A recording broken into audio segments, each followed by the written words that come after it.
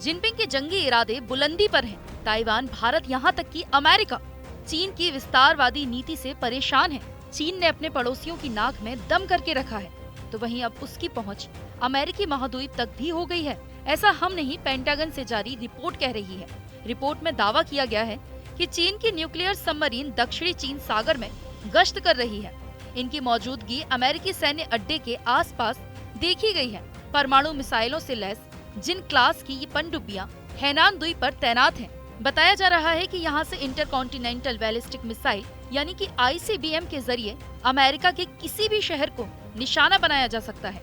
Hainan द्वीप से ही चीन की आर्मी यानी कि PLA ऑपरेशंस लॉन्च करती है और यहीं पर चीन की ज्यादातर सबमरीन्स तैनात रहती हैं। US स्ट्रेटेजिक कमांड के प्रमुख जनरल एंथनी कॉटन के मुताबिक चीन के पास जिन क्लास की 6 सबमरीन है, ये सबमरीन JL-3 ICBM से लैस हैं। इन मिसाइलों की रेंज 10 से 12,000 किलोमीटर बताई जा रही है। इन मिसाइलों में पारंपरिक और न्यूक्लियर वॉरहेड लगाए जा सकते हैं, यानी ये मिसाइलें परमाणु हमला करने में भी सक्षम है। पेंटागन से जारी 174 पन्नों की रिपोर्ट बताती है कि चीन अपनी मिलिट्री ताकत में तेजी से इजाफा कर रहा है। ये खबर अमेरिका और उसके एलॉयड देशों के लिए चिंताजनक है। लिहाजा अमेरिका ने चीन की मिलिट्री पावर कंट्रोल करने के लिए सभी एलॉयड देशों से प्रभावी कदम उठाने की अपील की है।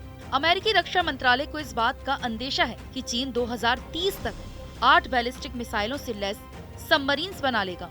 आपको बता दें कि चीन की टाइप 094 सबमरीन में 16 जबकि टाइप 096 सबमरीन में 24 JL-3 मिसाइलें तैनात की जा सकती हैं। ये खबर अमेरिका के लिहाज से बिल्कुल भी अच्छी नहीं है, क्योंकि इससे दक्षिण चीन सागर में भारी तनाव पैदा हो जाएगा। चीन को काउंटर करने के लिए अमेरिकी नौसेना को अपनी क्षमताओं को और बढ़ाना होगा, क्योंकि बीते कुछ सालों से चीन की पीपल्स लिबरेशन आर्मी परमाणु मिसाइलों से लैस सबमरीन्स को और अत्याधुनिक बना रहा है। इसके अलावा नई सबमरीन्स का निर्माण भी जारी है। मौजूदा वक्त में चीन के पास 66 सबमरीन्स हैं, लेकिन 2030 तक इनकी संख्या 76 के करीब पहुंच जाएगी। आपको बता दें कि अमेरिका और उसके मित्र देशों ने इस वक्त अपनी नौसेना को शीत युद्ध वाली पोजीशन में तैनात कर रखा है। चीन इसी बात पर नजर रख रहा है कि उसकी पनडुब्बियां उन इलाकों में न जाएं जहां अमेरिका या नाटो देशों की पनडुब्बियां या युद्धपोत मौजूद हैं।